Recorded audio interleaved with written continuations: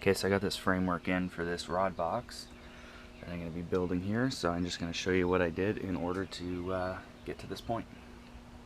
Okay, so I'm going to show you how I put this rod locker wall together.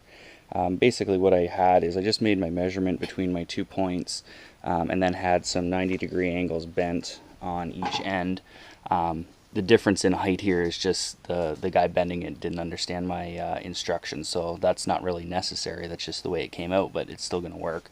Then got a bunch of these little 90-degree pieces bent up. This one here is I think about 1.5 inches by 1 inch. Same thing for these feet that are going to go on the bottom. So this is the inside of the box.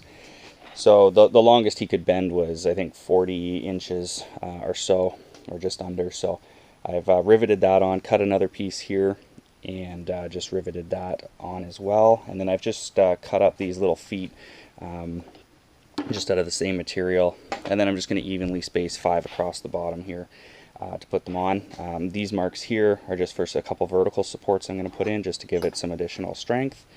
And I'll show you the outside.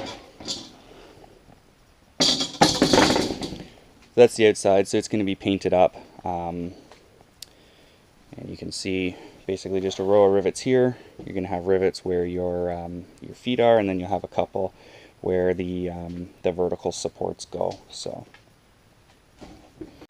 the way I've been installing these is, and this goes for the feet and for the top here, it's just clamping these down with some small C-clamps, and then using a punch just to mark a hole, and then going in and drilling that hole out using a 3/16 inch bit.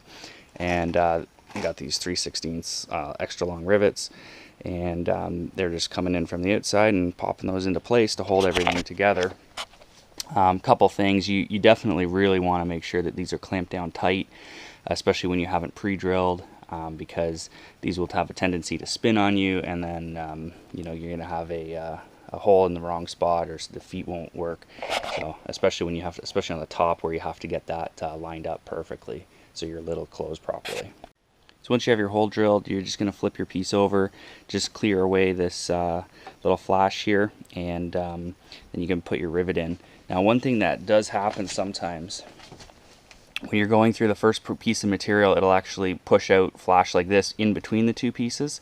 So if you're noticing a gap here, you obviously have to accommodate for that, otherwise you're going to have a loose rivet eventually over time. So what I've done is, once I've cleaned this, I've just moved the clamp over top of it, tightened it down, and then that's actually pushed everything together to allow me to put my rivet in. And when I'm putting the rivets in, I'm clamping both sides of it just to keep them both really nice and tight.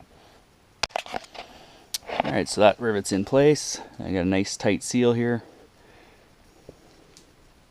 So in addition to that rod locker on the right side of the boat, I'm also installing another compartment over here. Yeah, so basically this is how it's going to work. Got this piece here, which is my outer wall. Then I've just made these angle brackets. These two are at 90 degrees, so this one's screwed into the plywood here. This one here I'm just in the process of riveting it into the live well. And then this guy here, I found the angle of the hull had that bent up pretty close to that angle, and I've riveted that in.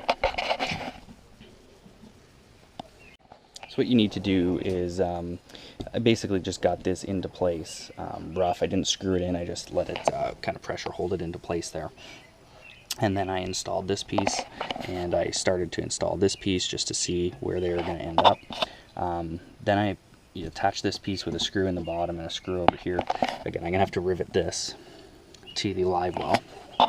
Once I did that, just got a level a little bit bigger than this, put it on the two, found level, and just then marked out these holes, drilled them, and riveted this on. So that's basically the process that I've done to install this box. The way it's going to hinge is I'm going to have a strip of wood here, similar to this, with a piano hinge, and then the door will open up like that. So the live well does overhang a little, so I just got to put that little spacer piece in there for that purpose.